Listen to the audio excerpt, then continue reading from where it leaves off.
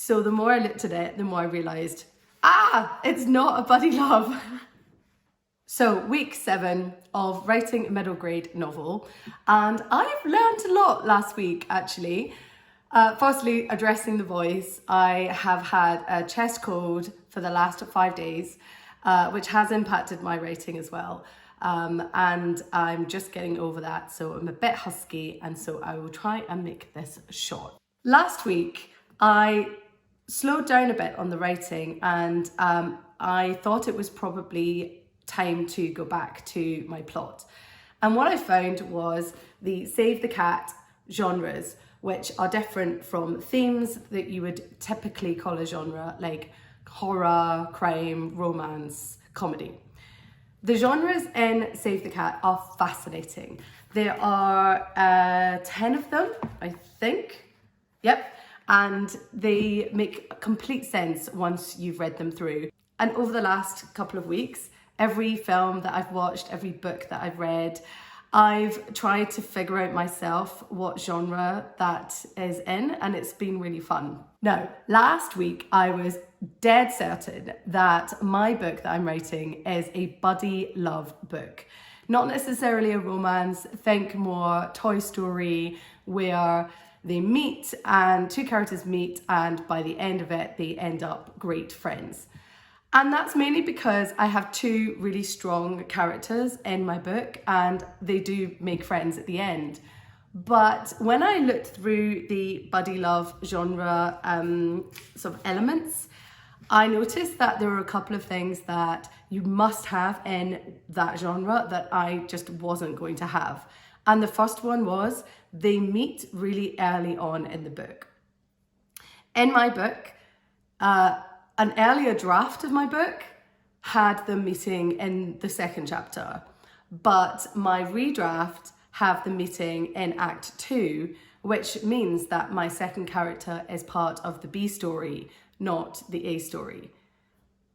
The other thing that I learned about buddy love is that there has to be some sort of thing that takes them apart, whether they, if it's like enemies to lovers, or if it's like the Toy Story, they don't like each other for some reason, and there is a way of uniting them again.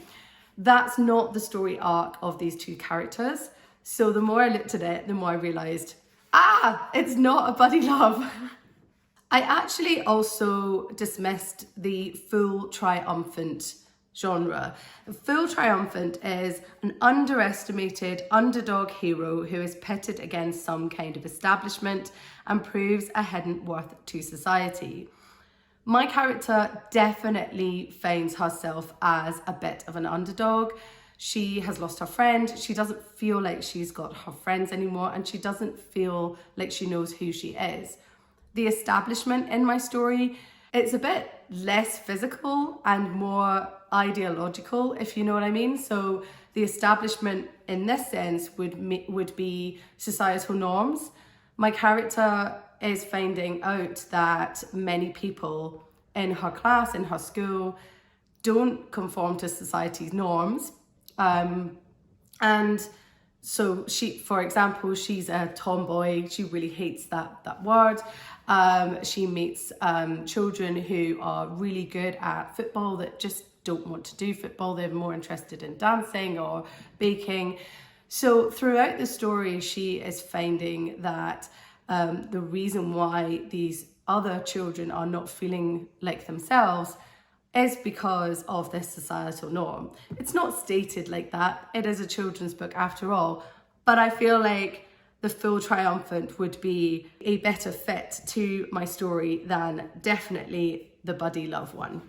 So what I love about this book is that it breaks each of the story genres down really easily, and it gives you 3 things for each genre that you definitely need in your story. So for the full triumphant one, for example, you need a fool, so someone who is overlooked by society and naive to their own potential, tick. You need an establishment that somehow is pitting against the fool. So that's like what I just described, my main character's society or their social group. And then you also need a transmutation. So this is where I'm not quite sure about my plot yet. Transmutation doesn't have to be something that is magical, although it can be. Think about the Princess Diaries, where she has to become a princess. So I probably need to think about, when I've written a bit more into Act 2 and Act 3, does this have a transmutation? I'm not going to try and write to the genre yet, because there is another option. The other genre that I completely dismissed last week, and I'm going back to it, is Dude with a Problem. So this is where you've got a character who has a big problem and they need to try and solve it by the end of the book.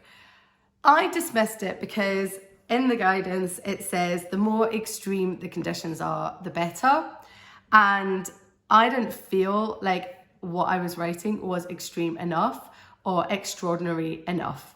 However, if I ignore that just for 1 second, I do have the 3 components that this guidance is saying that you need in order to have a Dude with a Problem genre story. So they are an innocent hero, again, very similar to the previous genre, a sudden event. So my sudden event is our character can read minds all of a sudden. This is big. And the third one is a life or death battle. Again, it put me off this genre because it isn't a life or death battle. However, there is a moment where our character has to decide between a social life with her best friend that she thinks is her best friend, or doing something else that is going to absolutely sever the ties with that person. And for a 10-year-old girl, that is quite a life or death situation, or it can be. So I'm reconsidering these 2 genres. I read all the other genres as well. It was absolutely fascinating to look at films and books in a completely different perspective. And I think those 2, they're quite similar at the moment.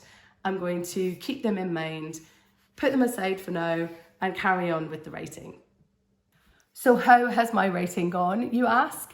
Last week, it wasn't so good. I started off with a couple of days of writing about 400 words. Then I got ill. I was also out socialising a couple of nights and had some late mornings. So it's not completely my illness's fault.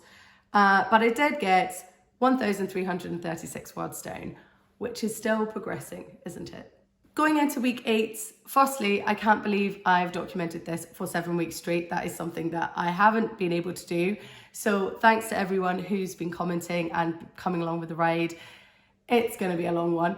I'm going to try and make it interesting, and I'm going to try and breadcrumb you a little bit more about my writing.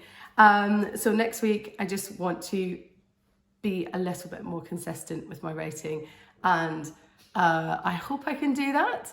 I had a storming day yesterday, so we'll see. Cheerio for now, and happy writing.